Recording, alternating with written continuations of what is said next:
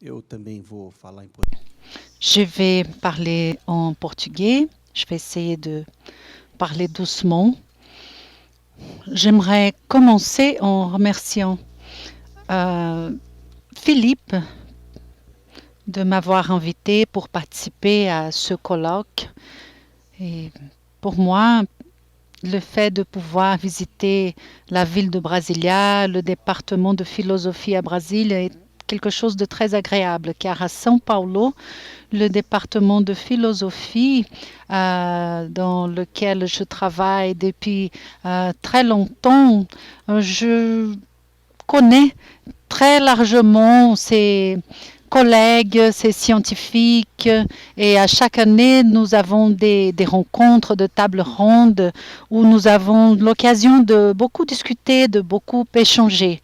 Et c'est toujours quelque chose de très agréable de pouvoir sortir un peu de notre petit carré et puis pouvoir partager davantage dans d'autres villes. J'aimerais vous parler à propos d'un travail que j'ai mené en collaboration avec le professeur Otávio Bueno, qui est à présent enseignant à l'université de Miami. Et à l'époque, j'étais en train de faire mon doctorat. C'était dans les années 90. Et à l'époque, nous avons donc écrit ce concept de la quasi-vérité. Otávio était très intéressé par ce concept de quasi-vérité à cause de son lien avec les sciences. Et de mon côté, j'étais intéressée plutôt par sa nature, disons, mathématique.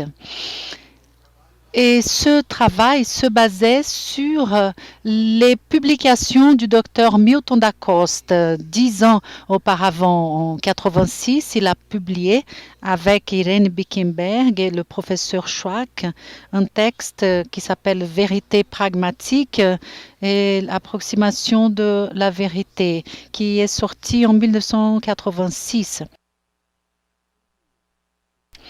Et lorsque j'ai commencé à mener cette discussion avec Otávio concernant le sujet, le texte du professeur Milton da Costa et Irene Bittenberg sont très techniques et Otávio était moins intéressé sur le concept de quasi-vérité, mais plus intéressé sur la notion de proximité avec la vérité.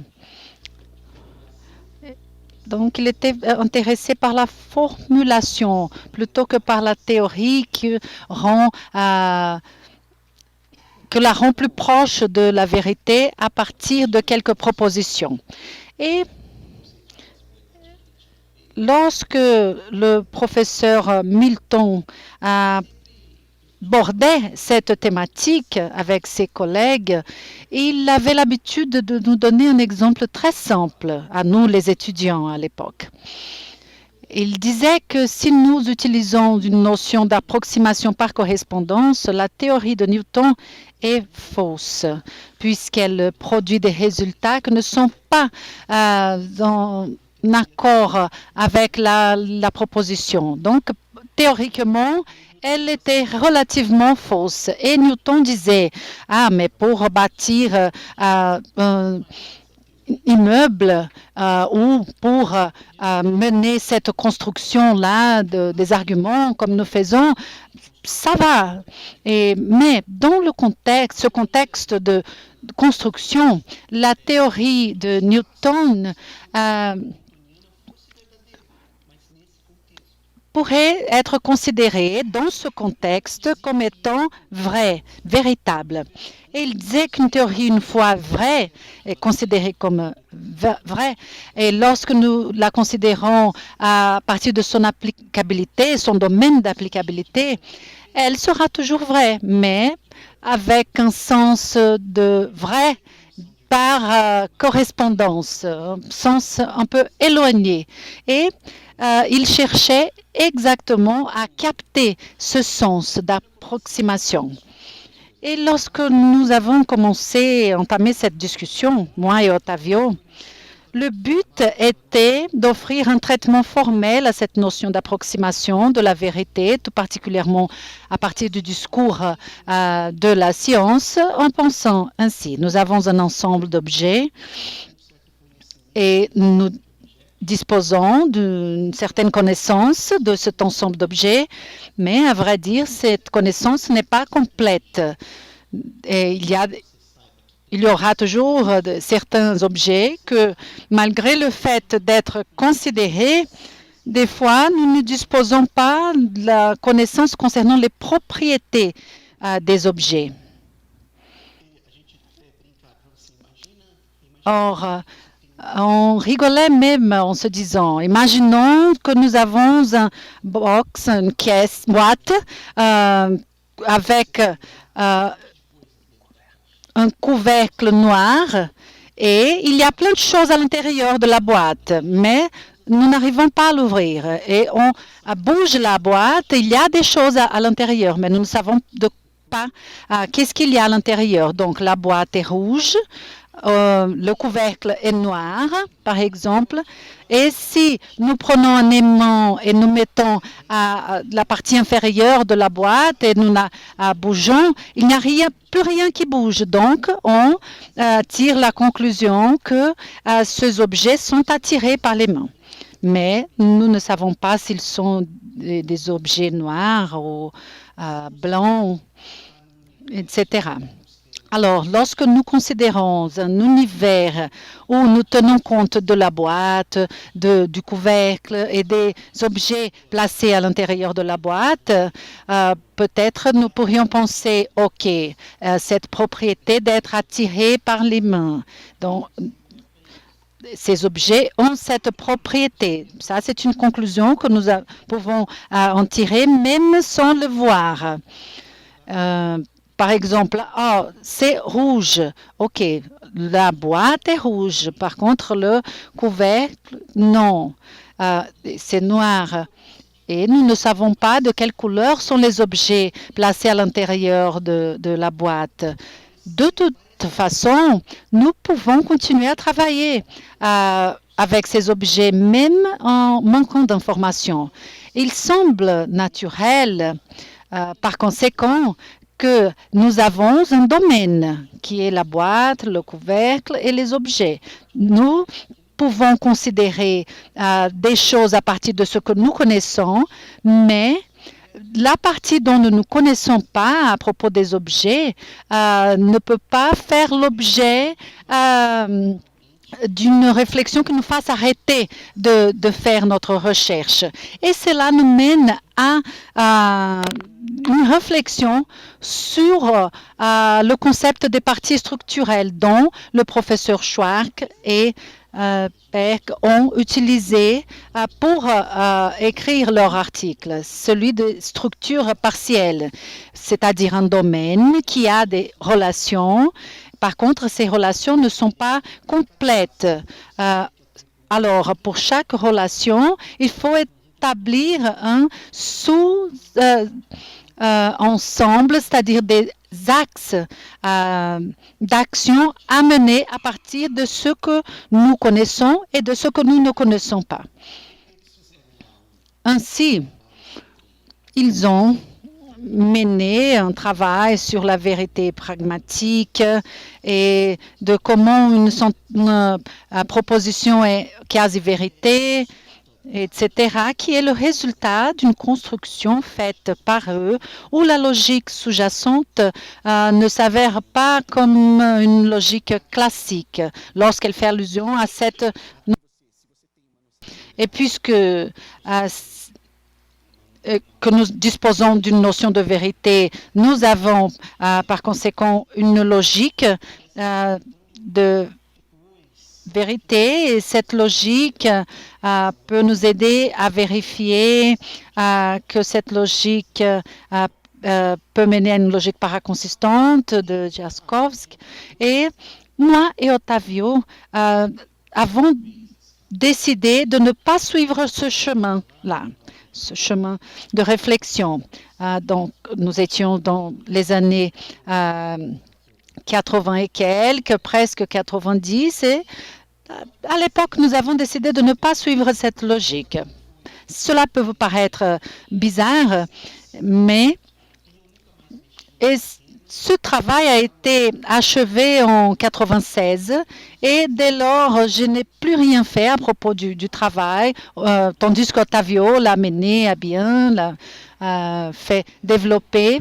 Et finalement, il y a quelques années où j'avais un élève qui a défendu sa thèse à propos de ce concept de quasi-vérité.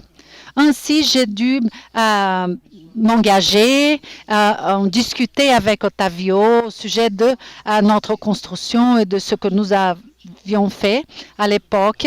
Et cela nous a permis de critiquer la notion proposée par nous et faire une juxtaposition avec les notions préconisées par Newton.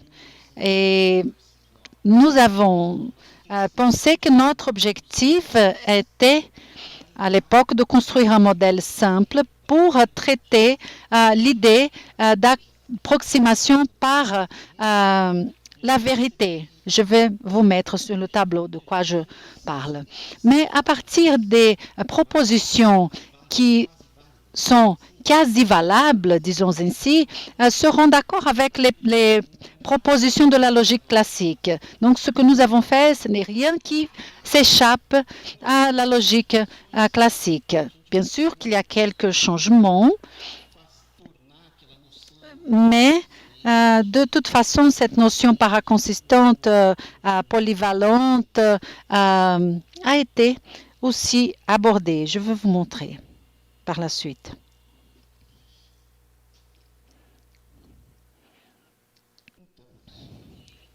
Alors, l'idée est la suivante. Vous avez une notion de structure partielle.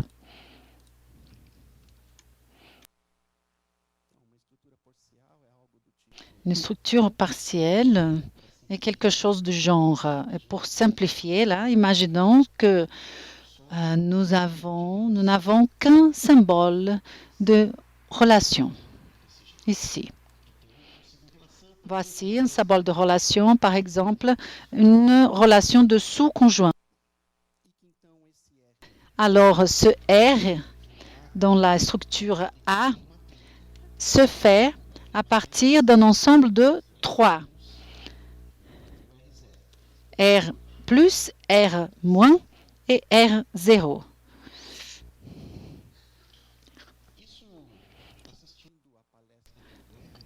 Et en entendant votre intervention, monsieur, cela ressemble beaucoup à ce que vous avez fait, mais ce morceau-là, ces deux morceaux-là, ces deux parties peuvent faire une sorte de overlap.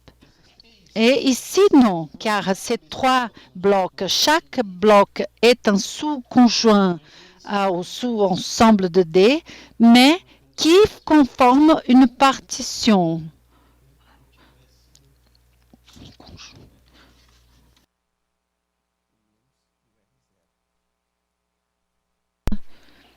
Un groupe composé de 3 parties. Voici les éléments de D qui ont rapport, une relation avec R, et ici, ceux que nous ne connaissons pas le rapport.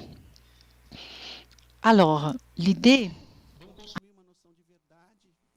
c'est de construire une notion de vérité qui est appelée de quasi-vérité basée sur cette structure partielle. La procédure semble être simple. L'idée est de faire basiquement ce que fait Tarski, car nous disposons d'une structure totale, mais où cela est la partie vide. C'est une structure tarskienne usuelle. Alors, il est facile de définir ce qu'il serait par exemple, une séquence, puisque nous disposons d'un langage qui a un symbole de relation, ainsi que ses variables concernant le langage, x est 0, x1, 2, une séquence. Et nous avons les connectifs usuels, les formules de quantification de la manière usuelle. Alors, comment faire en suivant la recette de Tarski, en définissant ce qui est la satisfaction et en définissant ce qui est vérité. Et là, on aurait une séquence sigma, une interprétation des variables dans le domaine,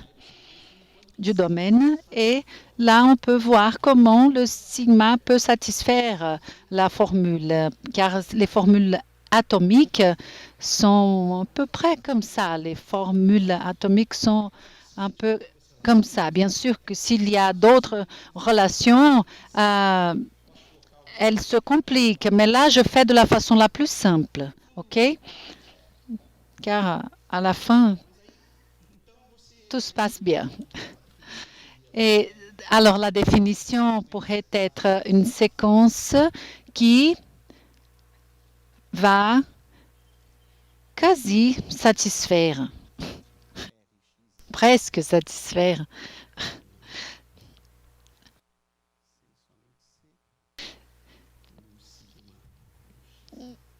sigma xi qui appartient, et là vient ce que Tarski disait, il appartient au R+, n'est-ce pas, à cause de ses propriétés. Et ici, nous incluons le R0. Et voilà, plus rien. Pour les atomiques, nous pouvons le faire ainsi. Ensuite, j'ai d'autres clauses à définir. Par exemple, quand est-ce que le phi presque satisfait le nom alpha? Dans notre texte, nous avons répondu lorsque le sigma ne a presque ou quasi satisfait alpha. Et ainsi de suite. Et là, nous avons pour le tout, nous pouvons définir quand est-ce que deux séquences sont équivalentes. C'est la façon usuelle de faire, normale de faire. Le point, c'est que pour quasi satisfaire, il peut être placé comme R+, ou il peut être placé dans la partie dont nous ne la connaissons pas. Et le non satisfaire peut être inclus dans le reste, ici. Alors, il est vrai que presque satisfait ou quasi satisfait, ou c'est le cas de presque satisfaire. Et cela a engendré une sorte de logique qui est la logique classique, car je peux aussi réfléchir sur quand est-ce que alpha est quasi vrai en A, lorsque toute sigma presque quasi satisfait alpha. Quand est-ce qu'une formule est presque valide? Quand elle est quasi vraie dans toutes sortes de structures partielles. Dans ce sens, la quasi-validité, quasi-vérité sont presque semblables. C'est ainsi que nous avons procédé. Ensuite, nous avons discuté au sujet de l'importance de faire des changements, par exemple, en définissant pour les atomiques de quasi satisfaire lorsqu'elle se place au 0, au R0. Et ainsi, nous aurions des objets qui peuvent satisfaire ces deux parties-là. Mais cela, nous n'avons pas fait.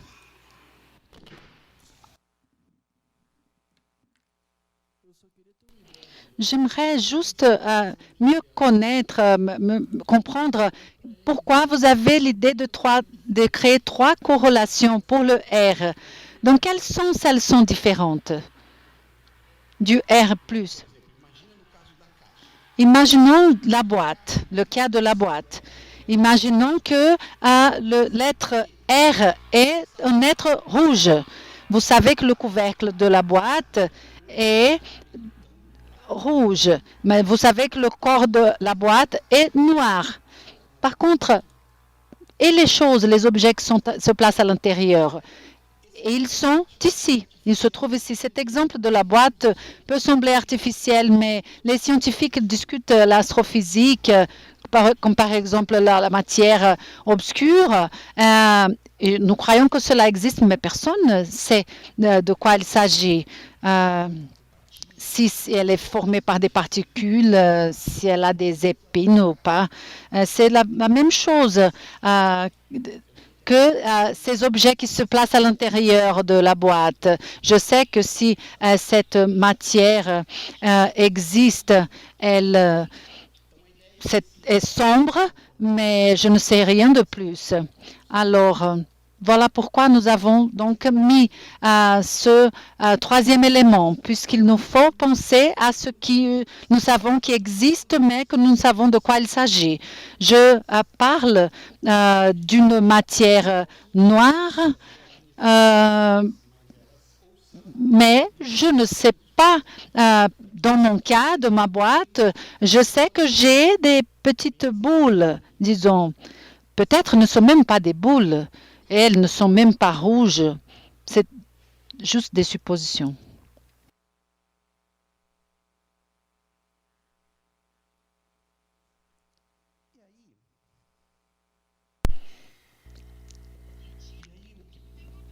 Alors, que pouvons-nous faire avec tout cela?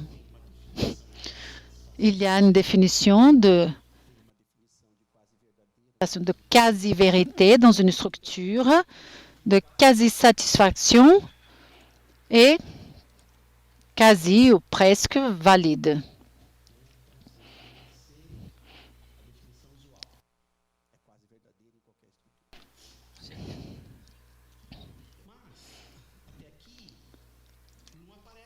Mais jusqu'ici, la notion d'approximation n'apparaît pas. Et la motivation, le but du travail était la discussion de cette approximation de la vérité. Et nous avons eu l'idée suivante.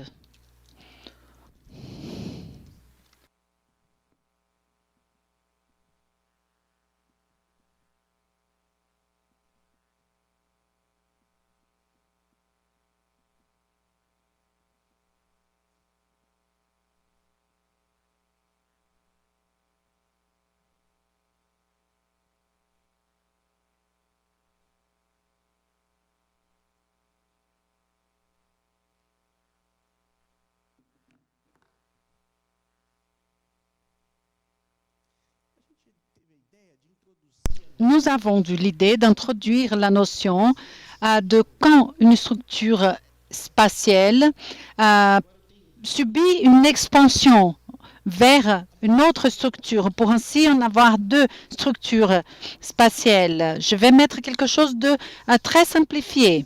Je suppose que les structures possèdent un même domaine, une structure A1 avec le DR1 ici et une structure A2 qui possède un D.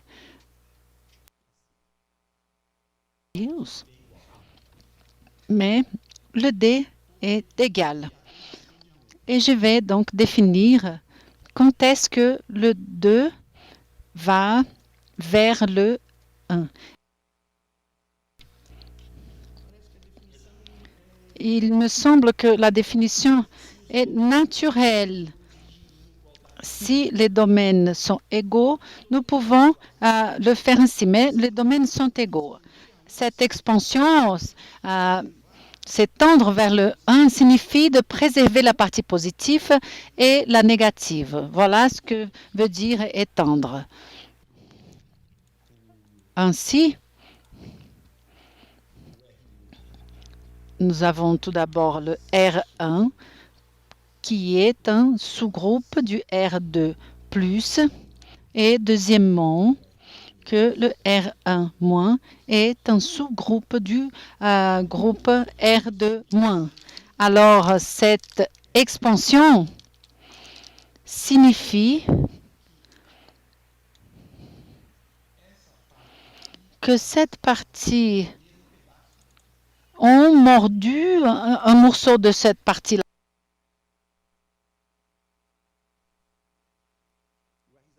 Et le R0 peut être, le R0 du 2 peut être n'importe quelle chose. Alors, l'important, c'est que le R0, les choses qui étaient à l'intérieur du R2 peuvent se placer également à l'intérieur de cette structure qui est en expansion. Or, cette notion d'expansion, là, c'est facile à voir que cette structure crée un ordre, car toute structure s'étend en soi-même. Et si A2 s'étend à A2 et A2 à 1, cela signifie qu'elles sont à des parties égales. Et cela est égal à ça.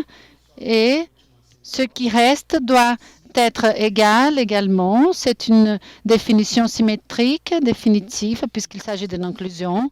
Et cette notion donne un ordre partiel où les éléments maximaux de ces structures sont totaux. Il n'y a pas un élément plus grand puisque je ne peux pas l'étendre comme je veux.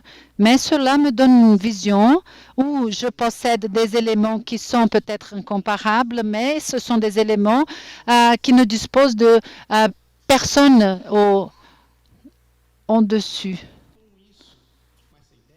À partir de cette idée,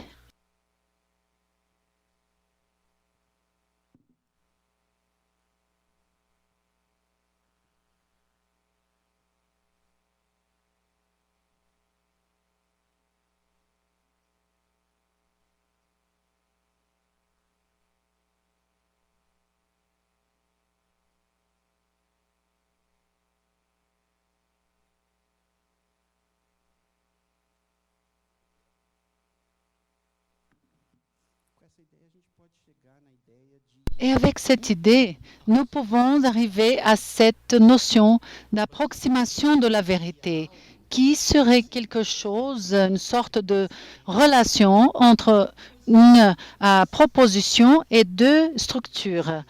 Une définition à peu près ainsi.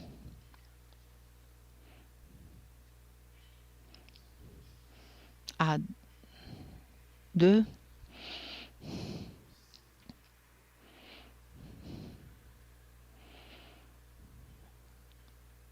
s'approche à la vérité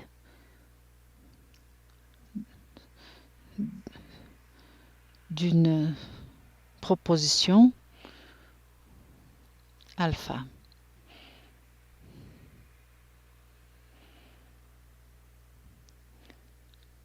En A1, si et seulement si, A2 s'étend à 1. Alpha est une proposition, c'est-à-dire quasi-vérité, véritable, en A1. Et finalement, 3. Dans ce cas, est vrai en A2, par exemple.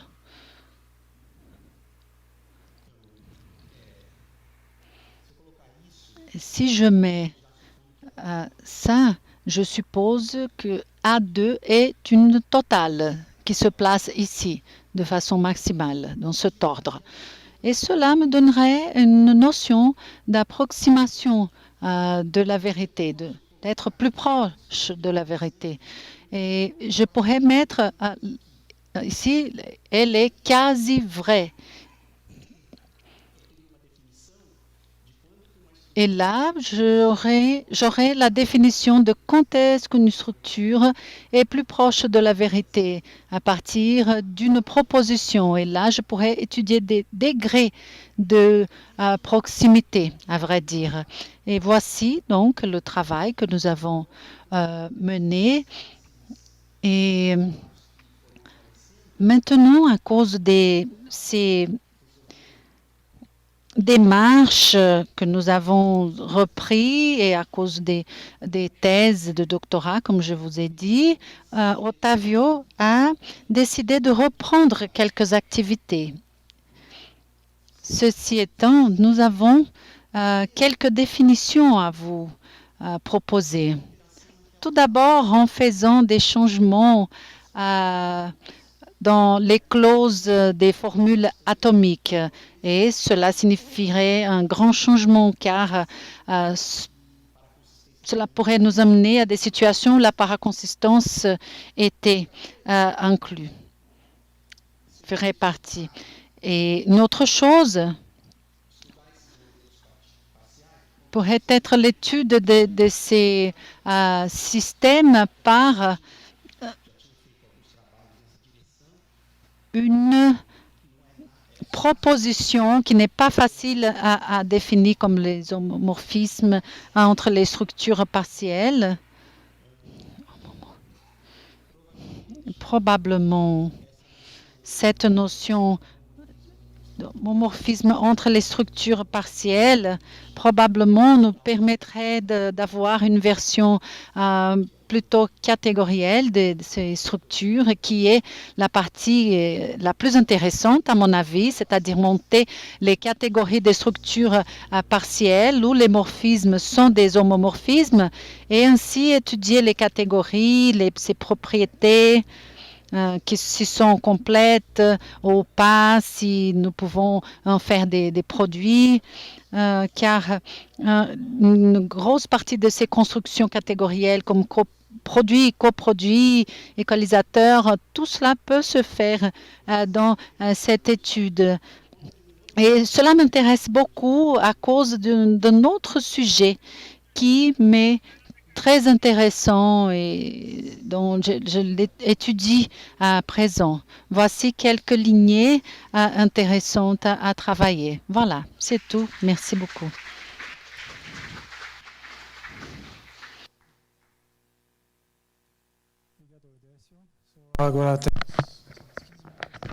Nous avons maintenant 15 minutes pour les questions.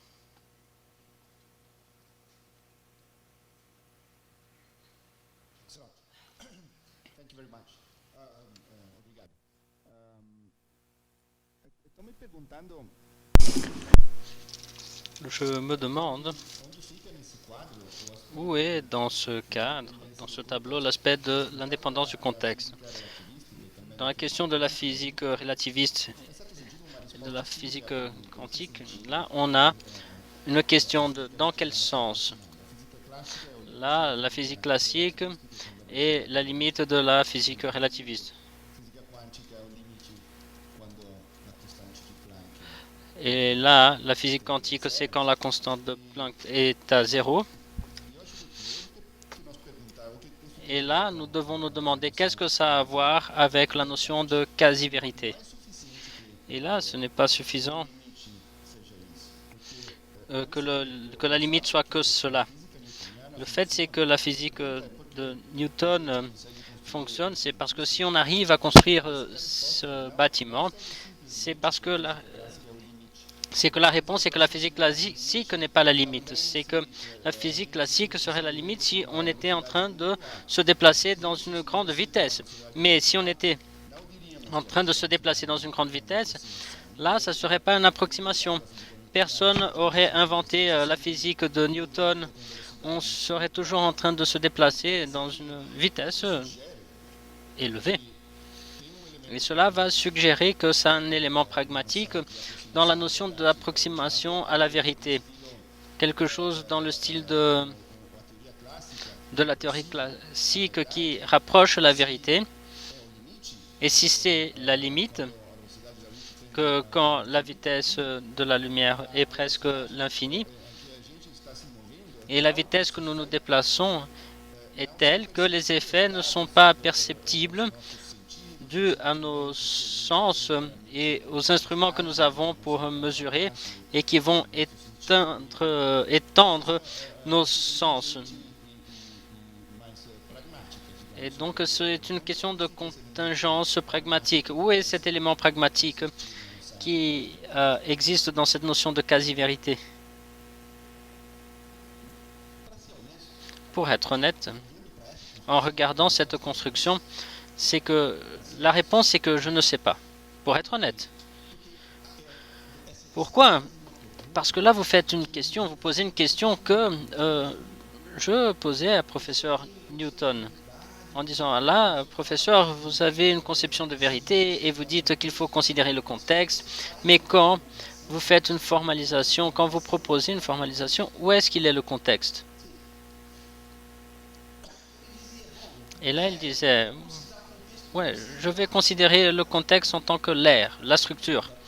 La structure va me donner le contexte. Mais j'étais pas satisfait avec cette réponse, parce que imaginez la situation de la boîte. Quand vous trouvez plus de choses qui sont dedans, il semble que le contexte a changé. La traduction demande pardon, mais il ne parle pas au micro. Que originalement a été pensé pour décrire l'oscillation des molécules d'éther. Et là, on a vu que ça n'existait pas. Et là, c'était facile parce que les objets qui étaient postulés n'existaient pas. Mais là, quelque chose était correct. Et qu'est-ce qui était correct? C'était une structure ou c'était un cas conceptuellement différent de l'approximation de la vérité dans la physique classique et par rapport à la physique relativiste. Et ça se ressemble plus au cas de Maxwell et des molécules d'éther. Et là, j'arrive pas à penser comment est-ce que je vais introduire. Et là, je vais pas parler de formalisation. Bon, dans ce comment je vais travailler cette question du contexte?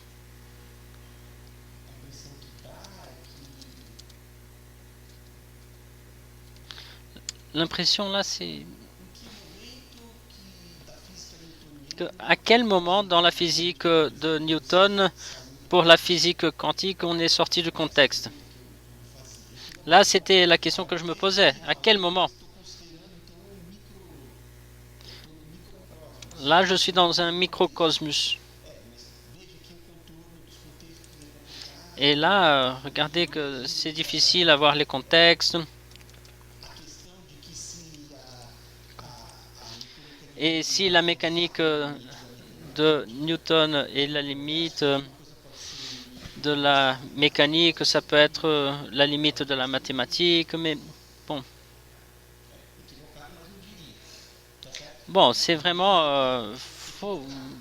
Peut-être que c'est faux. Moi aussi, je pense que c'est faux. C'est bizarre de dire que des paradigmes sont immesurables puisque nous avons des résultats de limite. N'est-ce pas? Ou lui-même. Là, je crois que ce point il est très délicat. Et là, je reprends ce que j'ai dit au départ. Je ne sais pas. Je ne sais pas. Pour cette question du contexte, je ne sais pas. Mais en tout cas, merci pour la question. Je voudrais comprendre la relation de cette logique avec la non-monotonicité. C'est monotonique? Parce que les vérités scientifiques, généralement, elles sont universelles. Et là, on a la question de l'objet comme R plus R moins. Pour lesquels dont la proposition est vraie. Et au fur et à mesure qu'on étend ces domaines avec des nouveaux objets, peut-être pour un nouveau objet, la proposition puisse être fausse. Alors quelque chose qui était vrai en A1 peut ne pas l'être en A2. Et là, il me semble que ça donne une logique non monotonique, n'est-ce pas? Parce que plus de prémices on a, monotonicité, c'est cela. Regardez. Je n'ai pas détaillé ce que j'aurais dû détailler, mais en tout cas, nous définissons cela. Quand alpha est quasi-conséquence de gamma, quand presque quasi tout le modèle de gamma est le modèle de alpha. La monotonicité dit que si cela est vrai, alors gamma union delta est aussi cela. Et cela me semble être correct, parce que là, je ne change pas de modèle. Je ne fais pas de changement de modèle. Je considère un modèle fixé pour parler de gamma et de delta. Là, j'ai ajouté d'autres choses. Je change le modèle, bien sûr, parce que, mais pour tout le modèle maintenant de gamma, delta, là, je ne considère pas le cas. Donc, j'ai un modèle, des modèles qui vont satisfaire cela et qui vont satisfaire celui-ci aussi. Là, quand je rassemble les deux et j'écris cette relation, là, je suppose que le modèle va donc répondre aux deux. Et cela me semble être monotonique. Bon, ça, c'est l'impression que j'ai.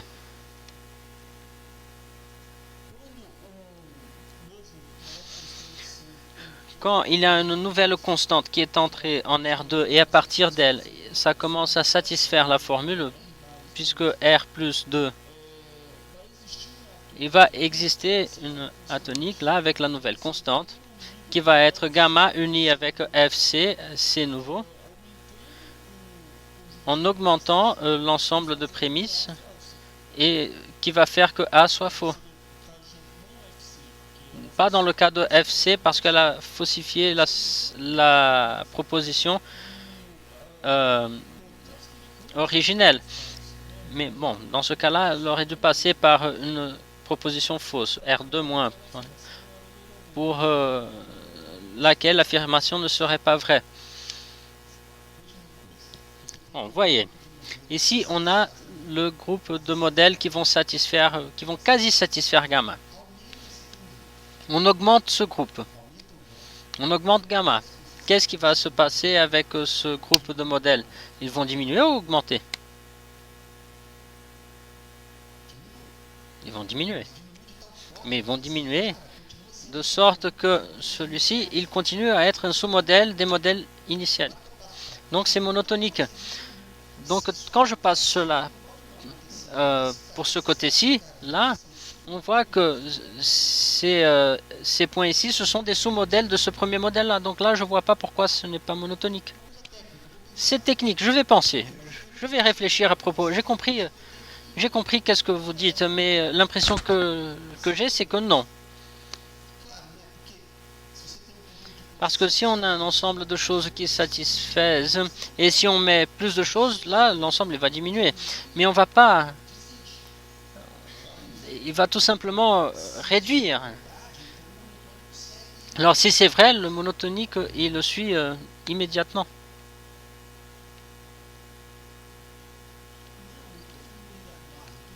Je ne vais pas diminuer R+, je vais diminuer la classe de modèles partiels qui vont satisfaire cela. C'est cela que je vais diminuer. Je ne change pas. Pourquoi? Parce que qu'est-ce que je vais jeter? Je vais jeter ceux dont R+, pourrait satisfaire ici, etc. En fait, je jette tous les modèles. Il y a un ensemble de modèles qui vont satisfaire gamma.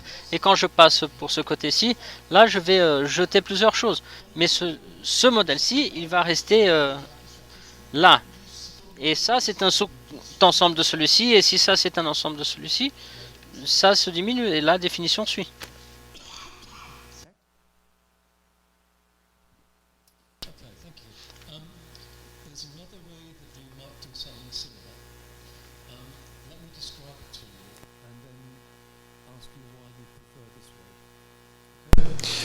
So the similar way is to use a three-valued logic.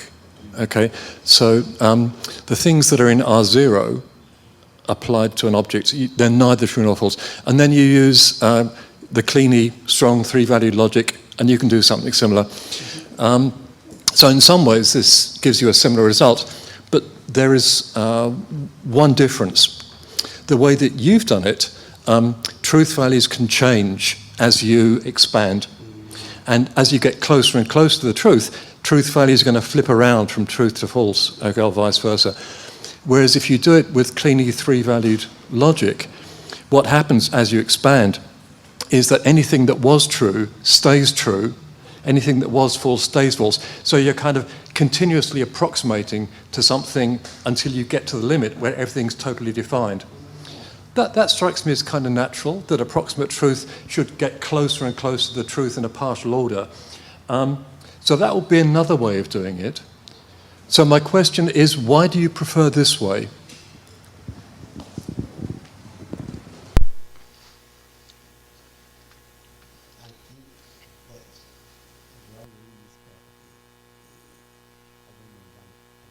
I didn't consider this kind of suggestion. I think it's possible to think about using Kleene three-value logic because yes. So when quasi-truth was defined by Newton and Ottavio, I think maybe the strong Kleene three-valued logic was not such common knowledge. But I guess nowadays it's the first thing that would occur to people when you're talking about continuum approximation. Okay, thank you. Bon, parece ter nenhuma questão mais? Encore d'autres questions? Alors, on remercie.